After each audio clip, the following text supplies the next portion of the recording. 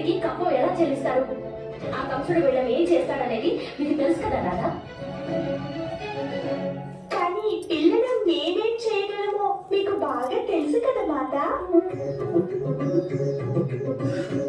నీవు తలుచుకుంటే ఏమైనా చేయగలవు, ఇదే కదా సమస్య. రాజుగారి భాగంగా తీసుపెట్టిన ధాన్యం అంతా నీవు గోవులకు తినిపిస్తావు.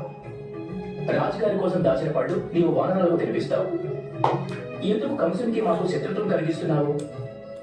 కానీ పితృదేవా, మన భూమి, మన శ్రమ, మన గోవులు, పాలు, పెరుగు, వెన్న, మన ధాన్యం, ఫలాలు, పూలు ఇవన్నీ మనవి.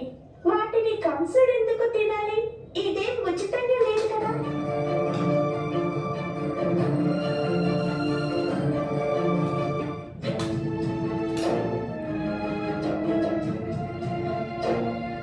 యథార్థం చెప్తున్నావు పుత్ర, కానీ మనం నిర్బలుడు. కంసుని పక్షాన మగధ జరాసంధుని బలం ఉంది. రోగం వస్తే పశువులు తక్కువ తింటాయి, అందుకే రోగాలు ముదురుతాయి. ఇలాగే మనం ఇక్కడే ఉండి అధిక దుర్బలులం కావడం కంటే ఉత్తమం కొంతకాలం పాటు వేరొక చోటికి వెళ్ళి మనం ఉండవచ్చును కదా పితృదేవా.